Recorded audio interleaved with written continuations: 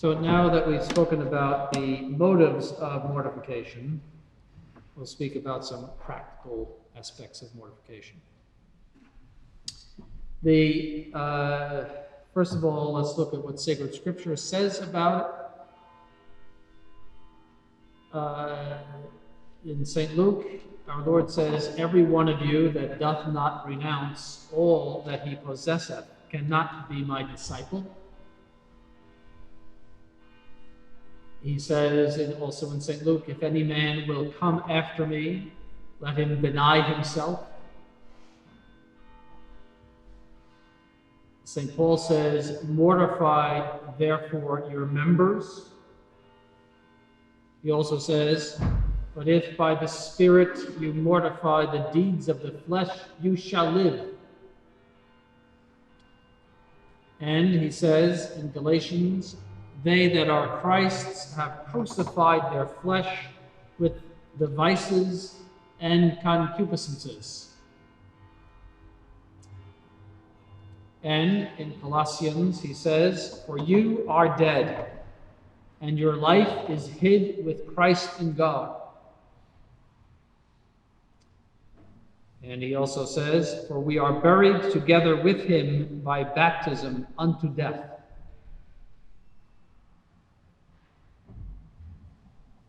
And he says, it is the putting off of the old man of sin. That's what mortification is. Stripping yourselves, he says, of the old man and putting on the new. Now, what is the definition of mortification? It is defined as the struggle against our evil inclinations in order to subject them to the will. So the will might want to do what's right, but there might be evil inclinations in us, which are vices, essentially, habits of sin. For example, the man who abuses alcohol goes to confession and confesses that he's been a drunk. And the priest gives him absolution, and he has all of the good intentions of not abusing alcohol anymore. But when he goes home and passes by the bar, he's going to feel a strong temptation to go into that bar and drink again. Because of the vice in him that he has built up with many repeated acts of sin. And so even though he has a good will, and he is truly sorry, he is heavily inclined to go back into that bar. And that's where mortification comes in. That's where we have to root out those vices that we have accumulated through repeated evil actions during our lives.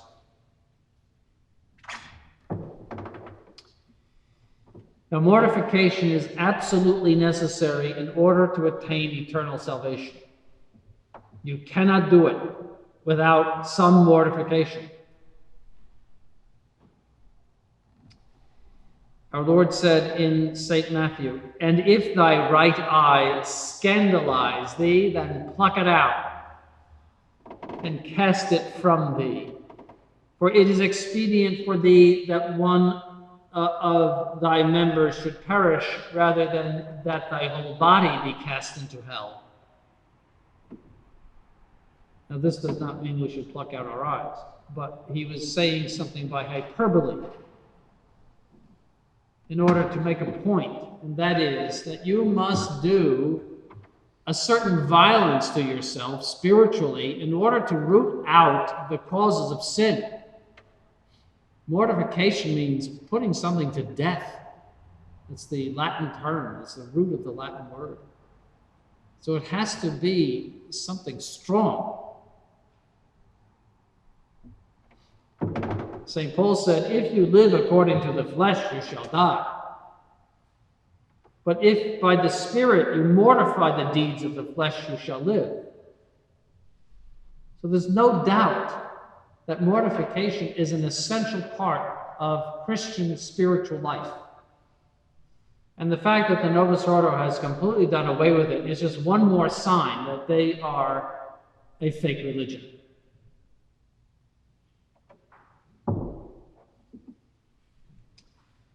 Now, what is the practice of mortification? First of all, mortification is the enemy of pleasure.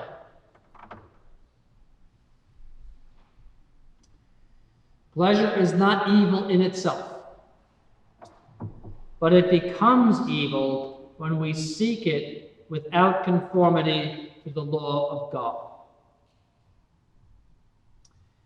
God has placed pleasure in various activities in order precisely that we be drawn into accomplishing these activities. For example, if someone puts in front of you a food that you cannot bear to eat, you will not eat it. If it is something disgusting. I remember I was in France. In France, I ate all sorts of unusual things. And some very nice lady invited all the priests over, sort of beautiful table. And the first course was a tremendous platter of oysters. And all the French priests thought this was really great, and they just were eating them. I managed to get 2 down with great difficulty. Then I found out later that those were live oysters. I would never have touched them if I had known that they were alive. But anyway, in any case, in other words, if there's no pleasure involved in it, you won't do it. You won't even eat if there's no pleasure involved. So he has attached pleasure to eating and to sexual reproduction, so that eating, the individual keep on going, and also the race keep on going. That's why pleasure is attached to those things. Otherwise, they would never take place, or very seldom. You would have to be starving to death in order to eat oysters, or at least I would. So that's why it's there. So obviously then, the pleasure can only be enjoyed if the act that it accompanies is in accordance with the law of God. So that's why gluttony is wrong, because eating is for the good of your body. If you eat too much for pleasure's sake, you commit a sin. Very simple, very logical, very reasonable. And that's why all of the sins of lust are sinful, because you're enjoying a pleasure outside of its proper use in marriage, which is for the procreation and education of children. That means upbringing of children. So it's mortally sinful to engage in any kind of sexual pleasure outside of marriage, because the very purpose of sexual activity is a cooperation in God's creative act. See, gluttony is usually only a venial sin. You would have to eat yourself sick in order to commit a mortal sin of gluttony. Because you're not there touching God's creative act. But in anything that concerns sexuality, you are touching, we might say, God's creative act. It is a procreation. And that is why artificial birth control is a mortal sin, and any sort of improper use of sexual organs is a mortal sin, because it touches something that is really God's property. That's why it's so serious. So that's the origin of pleasure. That's why pleasure is there.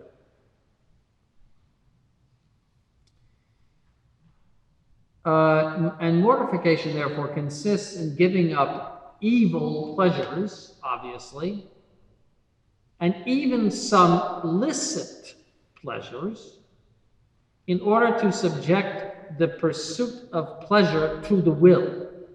So, eating between meals, for example, is not a bad thing in itself, but we give it up. It's a licit pleasure that we give up voluntarily in order to discipline our will, to say no to illicit pleasure. Because if we can say no to licit pleasure, we'll be able to say no to illicit pleasure. It strengthens the will against this call of the lower nature to fulfill the desires of pleasure. The will must prevail. It must be able to say no and hold.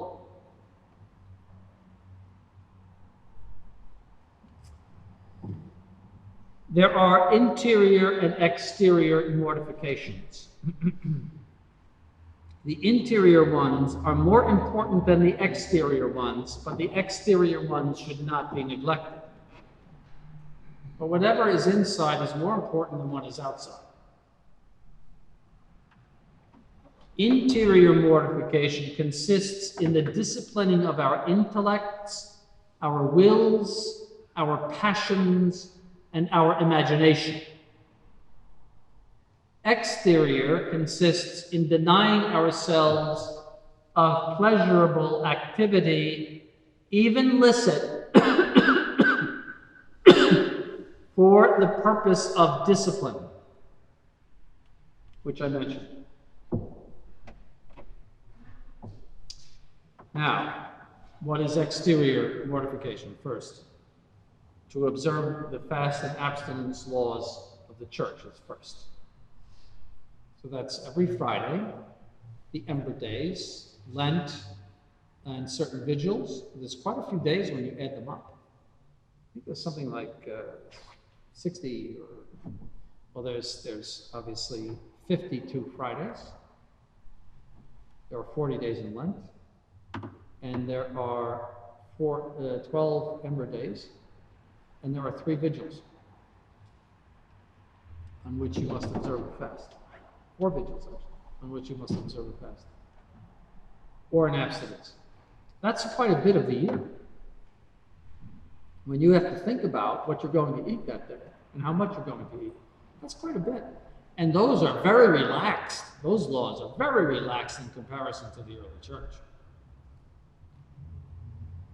They would have regarded us as jellyfish and slouches for the small mortifications that we're doing.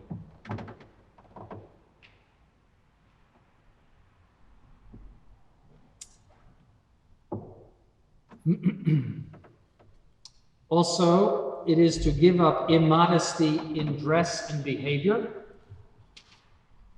because that is a tendency of lust.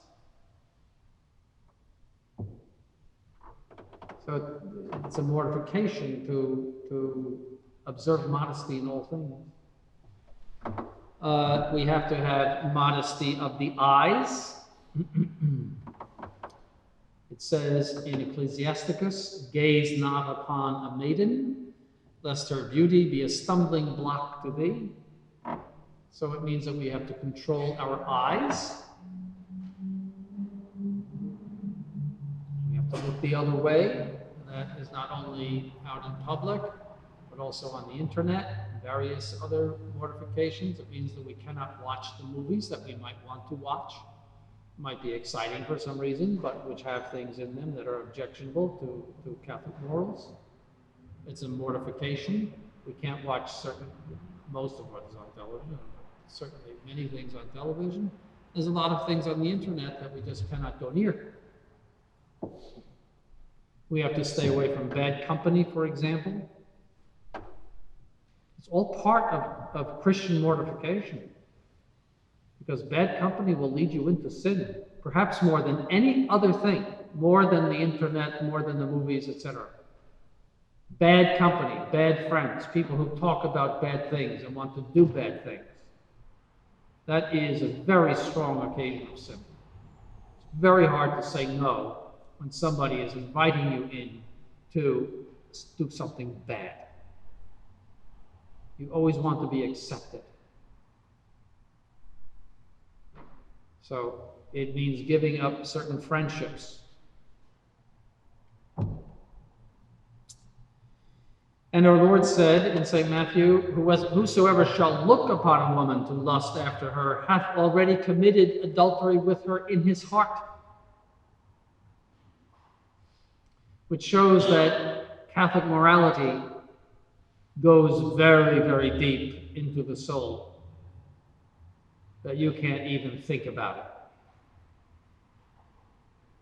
The law of God penetrates very, very deeply.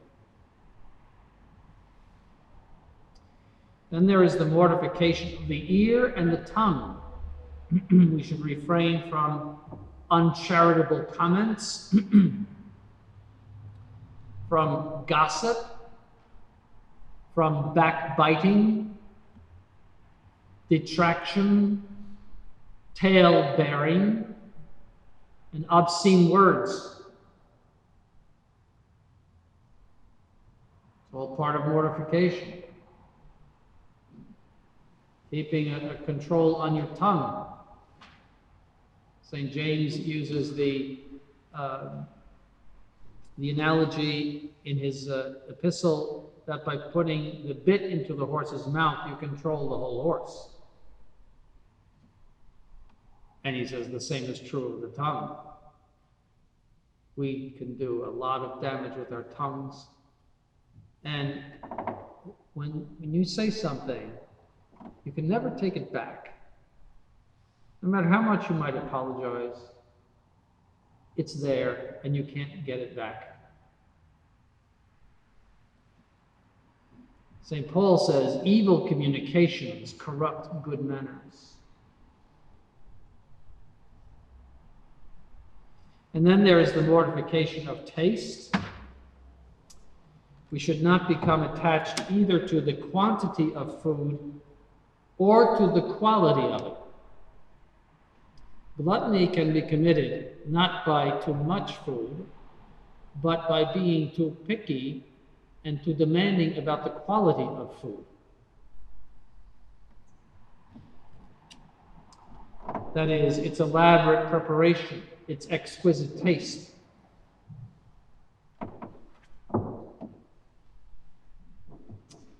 Then there are the interior mortifications. We must be careful to dispel any improper images from our head. Your brain has something called the imagination. And the imagination is essentially a screen, if you want, that collects all of the sense data. So what you see with your eyes, your ears, what you taste, what you touch, what you smell, taste, all of the sense data comes in. And this is organized by your brain. And there is sort of an image center in your brain. And it's the intellective soul, this intellect, takes from those images the essence of things and understands what a thing is. But your brain is merely producing all of the sense data. That's why when your brain fails, you become incoherent, because your soul is totally dependent on the brain for information. Your intellect is totally passive. It just receives. It cannot produce anything. It can reason, etc., but it cannot produce information.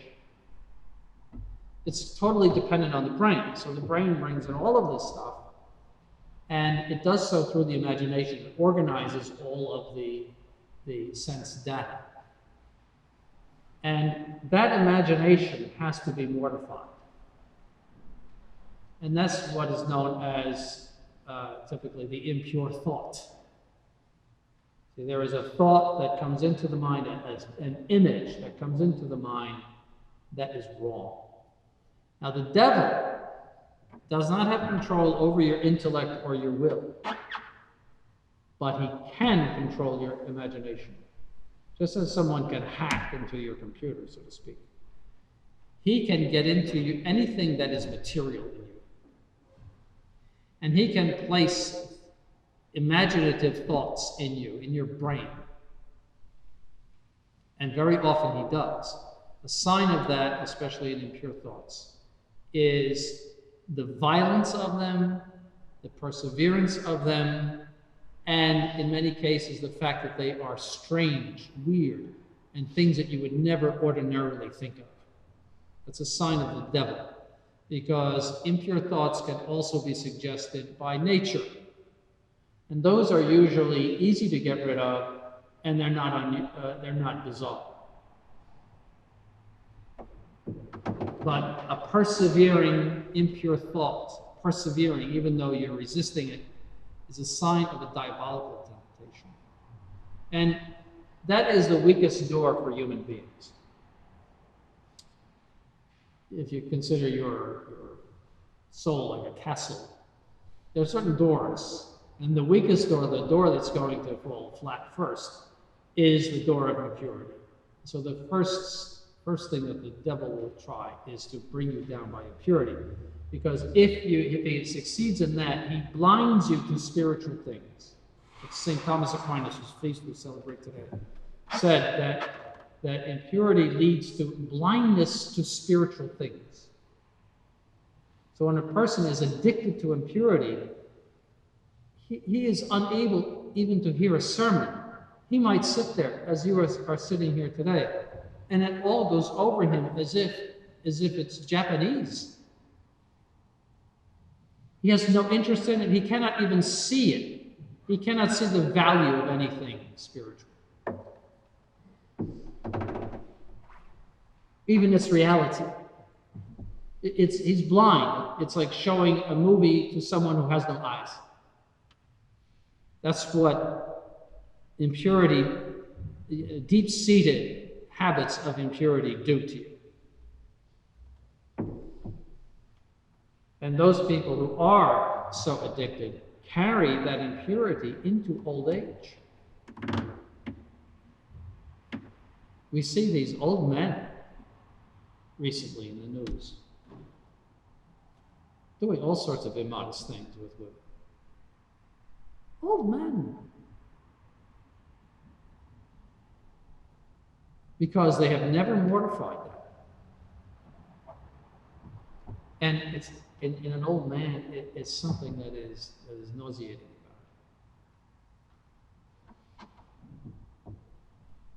about it. But that's what happens. You become truly a slave to those things. So the mortification of the imagination is extremely important.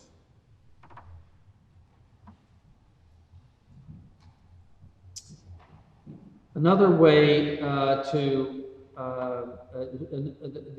the way you get rid of those, the way you mortify the imagination is by praying when the thought comes to your mind.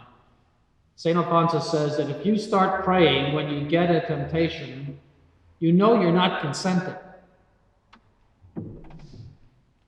If you pray your way through, you're not consenting. You can be sure that you did not consent, even if the temptation is very violent.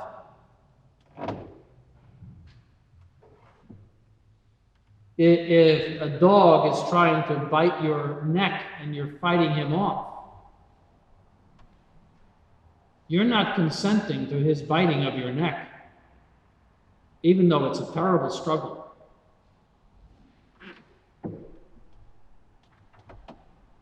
And that's exactly what temptation is.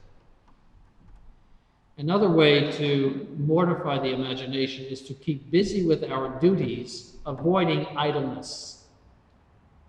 Many people go to sins of impurity because of idleness. They're bored. It's something to do. It's interesting. It's fun.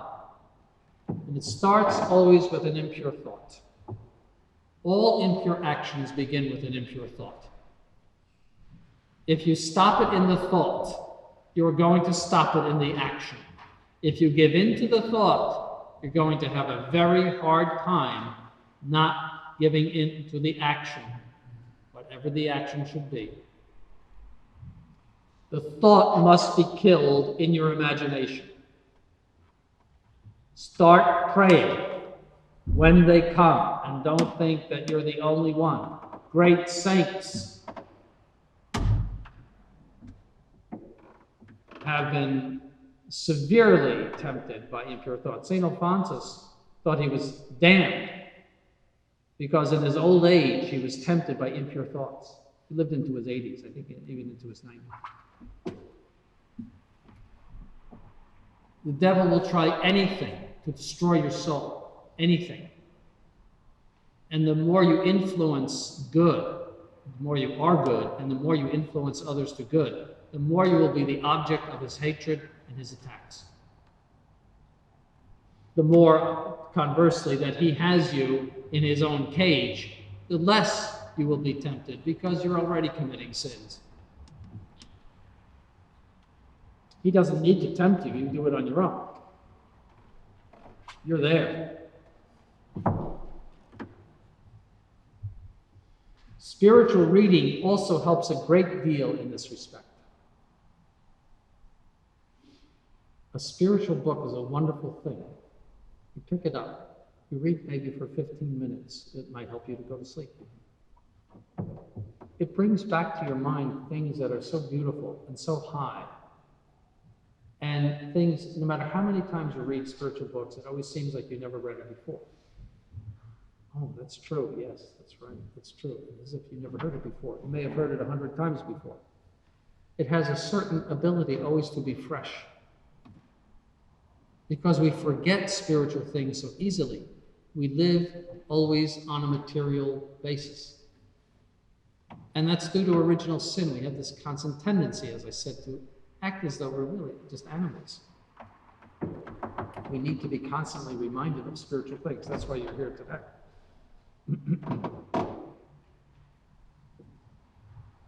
Then there is the mortification of the passions.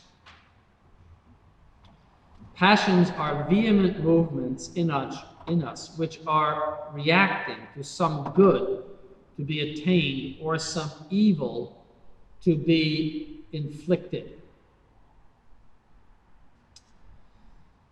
So, they are, all animals have passions. Dogs have passions. Cats have passions. Every animal has a passion. So we have passions. That's part of our animal nature. We also have emotions, which are an expression of passion in our souls. Right? So it is sort of an elevated form of passion. And it's connected to our wills. I'll give you some examples. These are the passions. There are 11 of them. The first passion is love, which is an attraction to a beloved person or object. It could be a car. And it's not bad. Passions are there to amplify our wills and to translate our wills into our bodily reactions. So it makes us run when we see a tornado, or the passion of fear. It makes our heart beat more. It gives us sweaty palms. It's all passion. And it's good. God placed them in us for good. But they have to have the right object in order to be good. And they have to be subject to our intellects. They cannot drag us. And often passions will drag us where we shouldn't go. So we have to mortify the passions. The second is hatred, which is a repugnance toward a person or object. Now, when we say hatred, usually that's sort of a bad word, but it doesn't mean it in this sense. Hatred is simply the opposite of love. We don't want something. So, for example, oysters. I hate oysters. Truly, I hate them. Now, there's two types of hate with regard to human beings. One is what we call the hate of abomination, and the other one is I forget the exact name for it, but the hatred whereby you wish evil to someone. Hatred of abomination simply means that you don't like someone because of some fault that they have. For example, that they might talk too much, they might smell bad, they have some sort of obnoxious quality. That is not a sin. Not a sin at all. Say, I don't like to be around that person because he might use bad language or he might smell terrible. That's not a sin. It has a terrible name, hatred of abomination, but it's not a sin at all. It's what you do with it that might become sinful. But the other hatred, which is sinful, is to wish evil upon someone. To wish that someone have an evil. The only reason why you could do that is actually in order to wish them a good. For example, that if someone is so worldly because of his riches, you could say, I pray that this person be reduced to poverty or at least to more normal financial circumstances in order that he overcome his sins of worldliness. And say that's not wishing somebody an evil for itself. But if you wish your neighbor dead, or if you wish your neighbor would fall into financial ruin because you can't stand him, that is a sinful hatred. And if the evil that you wish is serious, then it's a mortal sin. So you could have, say, the hatred of abomination for somebody because he smells bad. But you could turn that into a lack of charity by doing things that are offensive to him.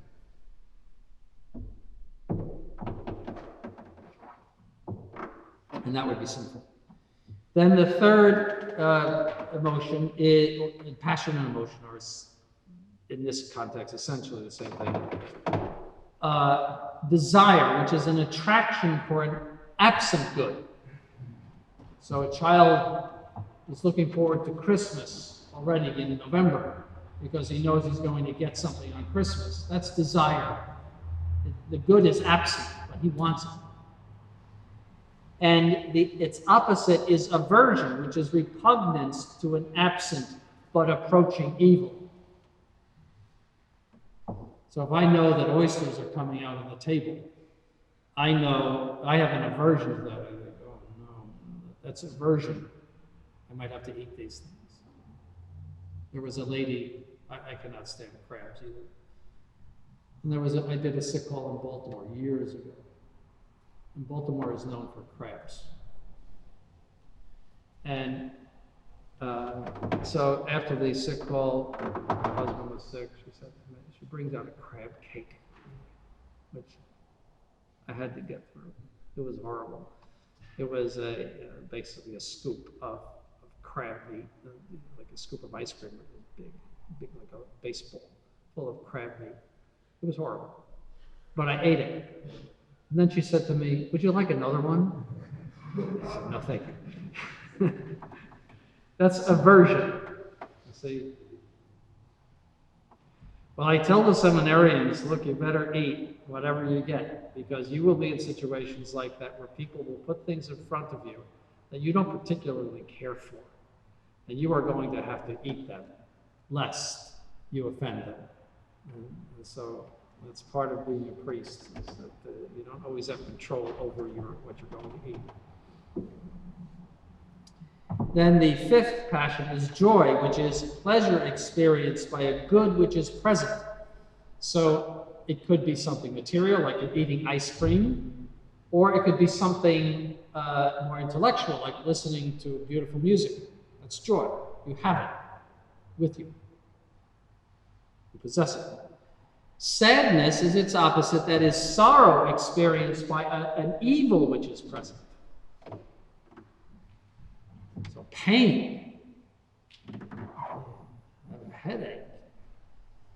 So you're experiencing an evil, and so you have sorrow, and that could be on a physical level, like pain, or it could be sorrow because somebody died.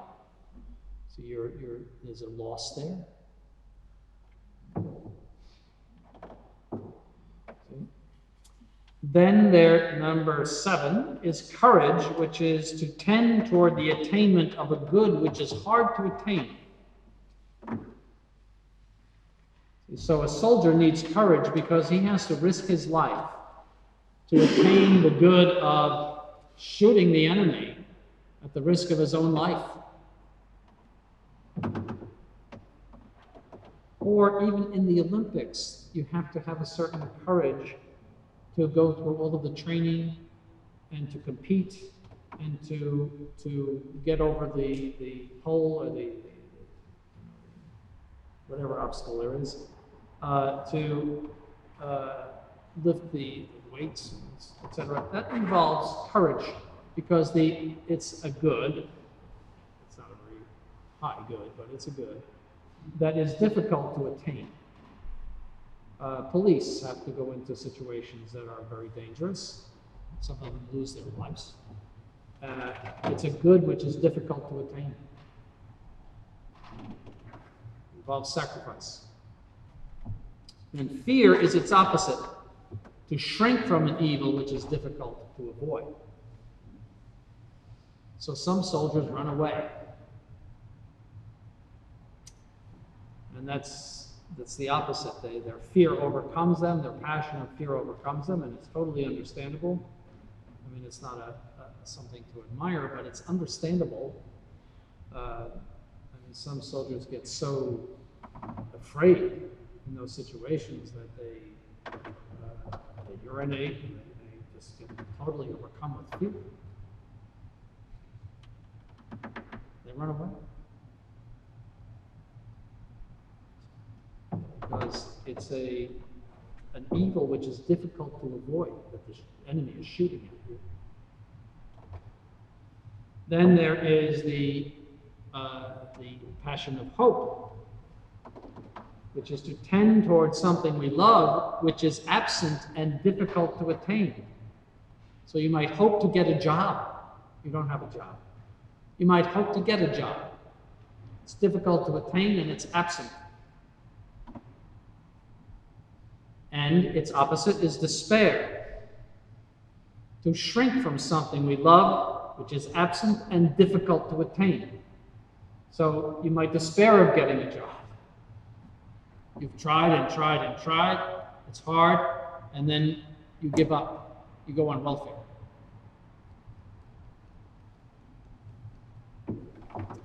And then the 11th one is anger, and it has no opposite, which is to violently repel what hurts us, or to seek revenge for an injury which has been inflicted upon us. So anger wants to push away something that is threatening us, threatening to hurt us, or it wants revenge on something that has hurt us. And in itself, it's not wrong. So the boy falls off the bicycle and then kicks the bicycle because the bicycle made him fall off, which is absurd. But that idea of inflicting damage in return for damage inflicted is anger. And anger has its place. The whole justice system works on a certain anger. That is, you have committed a crime, there must be a social and civil revenge for that crime, both because you must pay and also to give an example to others not to do it. And there's a just anger and there's an unjust anger. Unjust anger is a sin, or excessive anger is a sin. These are all passions, and they have their good objects, and they must all be under control of the intellect and the will. If they are not, they drag us into sins. They can influence our minds. If they are out of control, they can influence our minds. So anger can make you think evil about someone, which is not true, or can exaggerate the evil. Desire can make you want something too much, or something that is illicit, if it's out of control. We can be dragged by these passions. Very often we are. The passion of lust, which is a form of love. People practically go blind when they fall in love. They say love is blind. But when people fall in love, they practically go blind. All they can think about is the object of their, in this case, sexual love. And many times they get married in total blindness, and then they wake up a little later and they find out this was all a mistake. Because they were drawn away, pulled away by this very strong passion of lust. And even, you would say, even love, in the sense that for some reason or other, we become very infatuated with persons that we want to marry or think we would make good marriage partners. We become very infatuated. And that's a form of love, and it's a drag on us, and we have to be careful of that. And we shouldn't be precipitous about those things, because that is merely a passion, and it is not necessarily based on reason. The girl might be a beautiful girl, but she might have terrible faults. That happens a lot. And those persons, especially young persons who are falling in love, should listen to people who love them about what they should do, because they have still retained their brains and their minds. You have not. And you should listen to those who love you and give you advice and steer you in the right direction.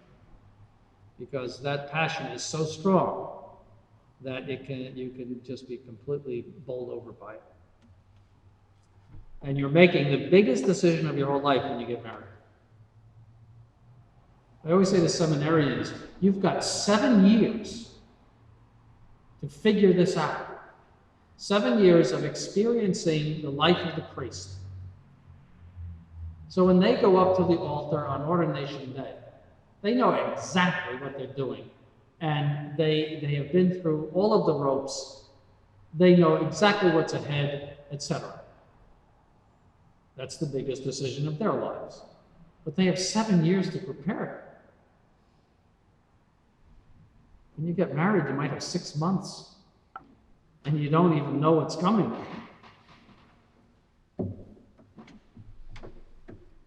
And you're all blinded by passion and infatuation. The seminarians are not blinded by passion or infatuation, I'll tell you that. It's hard work. And if they make it to the altar, they've been through a lot. And you should admire them for that. They've been through a lot of study, a lot of mortification. They've been corrected. They get corrected for their English, even as they're speaking. If they say something to me which is bad grammar, using bad grammar, they get corrected. They get humiliating corrections the whole day. It's not easy to be a seminarian. And they listen to spiritual conferences every day, like the one I'm giving now. And it's a long process, and it involves a lot of humility. And if they make it, you should be very, very, you should admire them greatly, because it's a hard, long process. We have one coming up in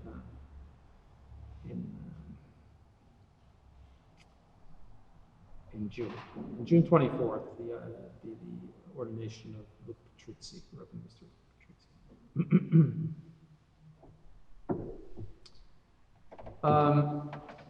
So disordered passions are responsible for many, many sins and must be brought under control through mortification.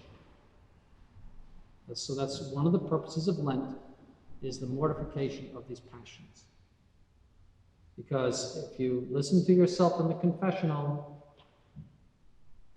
you know you're going to be confessing, most probably, sins resulting from one of these passions that are not under control. For example, anger. How many things are said, especially in marriage, through anger? Lust, which is essentially love, passion of lust. Gluttony, which is excessive, is also under passion of lust. Desires, impure desires, for example. It's all, these are passions, the runaway passions that need to be put into subjection by mortification. But you will see that there's some passion involved, practically all the time. Very seldom will you commit a purely intellectual sin. It happens. So certain sins of pride are that. But hatred, for example, which would come out in sins of lack of charity, not always mortal, but lack of charity, because you're inflicting a certain evil on someone when you're uncharitable. So then there is the mortification of the intellect. The intellect is made to know truth, and primarily the truth about God. Very important point. Primarily the truth about God. You are made for God. I mean, think about who God is. He's infinite being. He created the whole universe. The more we discover the universe, all of these pictures that we see, all these galaxies, the first thing is the immensity of God. You think about his immensity. These enormous galaxies that are exploding and all of these things that they discover. The immense quantity of energy. The black holes, for example. Tremendous gravitational forces. Enormous. We can't even think about them. They're so big. These are tiny in comparison to God. The universe is tiny. It's a little thing in comparison to God. Those forces are nothing in comparison even to the force of one angel.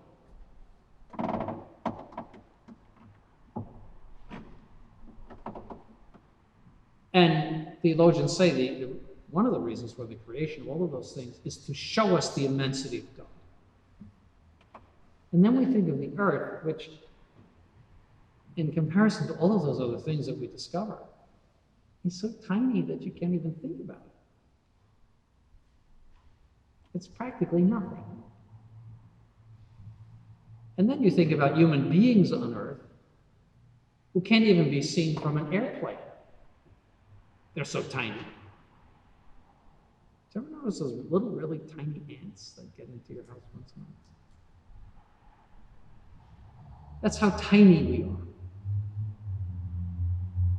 So you have to think about all of this and why he created us. Why he created our minds. Why did he create the angels? He gave us minds to know him primarily. So, hence the knowledge of our faith and of our spiritual life is the primary means of mortifying our minds. The knowledge of our faith and of our spiritual life is the primary means of mortifying our minds. So, we should rid ourselves of useless distractions. That's why you have silence on the day of recollection. That's why seminarians have a rule of silence. They can't visit each other in their rooms. Very, very serious offense. They must always be silent in their own rooms. And they have times during the day that they can talk, but they're under a general rule of silence. They don't say hello to each other in the hallway. They just pass like two ships in the night because of silence. And that's part of the intellectual mortification. And we should avoid curiosity, which is the delight in knowing things of little use, or worse, the faults of others. People in the workplace, relatives, friends, talking about them. It's all useless. I'm not going to solve anything by talking about them. It may be all true.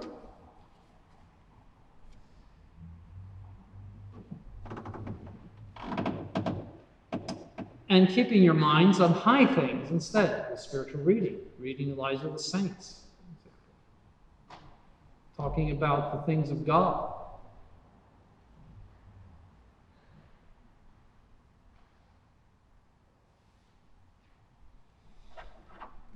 Then there is the mortification of the will.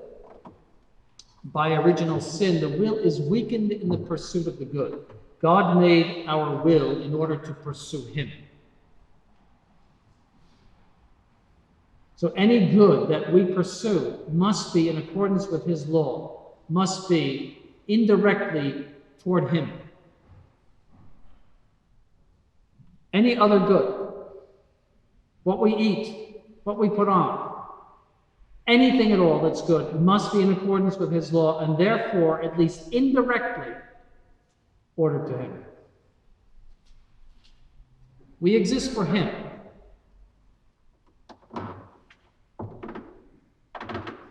But the will is weak in that. There's two effects in the will of original sin. One is a certain attraction to evil. It's bizarre, but a certain fascination with evil. Did you ever notice, these rock musicians? Why do they always look like devils? Why do they look like people who are the most perverse individuals that ever existed? Why? Why are people attracted to people like that? Why do especially girls wave their arm in front of these creatures from hell singing? If you want to call it. Why? Because there's a certain malice in the will from original sin, a certain fascination with evil. You see that in some of the horrible things. There was recently a case in Florida, a couple of weeks ago, of an old man, about 75. That has a whole new sense when you reach 70 years old. He's a young guy. But an old man who was with a cane, and he was a veteran, a war veteran, walking along in a completely good neighborhood. I know the neighborhood, not too far from the seminary. It's maybe 20 miles, but I know where it is.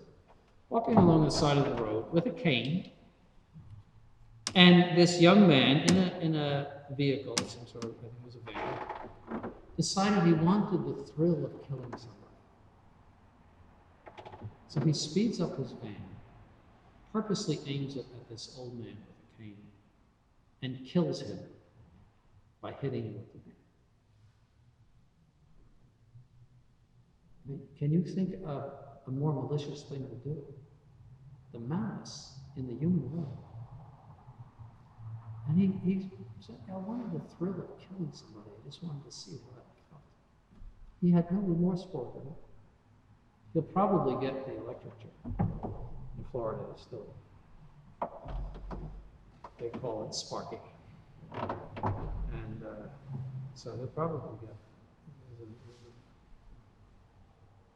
So, or some of these, these shootings, there's just malice there, these mass shootings. That's that malice of the will, which is really odd in human beings. there's a pleasure in it. And so that's one aspect of original sin. The other is the will is weak in the pursuit of the good. So it has an attraction to evil, and it's weak in the pursuit of the good. So we have to strengthen it in its pursuit of the good. So how do we do that? We should avoid, first of all, acting on impulse. Impulse is always a bad thing to act on because you don't even know whether the impulse is good or bad. Second, avoid excessive eagerness. If you want it too much, hesitate and think about it. 3, you should have an indifference to accomplishing what is right. And what I mean by that is, do what is right and come what may. Whatever the consequences, if the whole planet should blow up, fine. Do what is right and come what may. That's the holy indifference to doing what is right. Don't worry about offending people, what people are going to say, what loss you are going to undergo. Do what is right.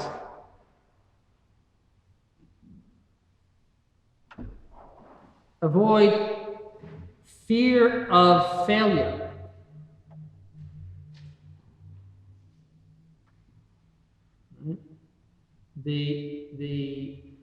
A fear of failure might lead you into doing things that you should not do.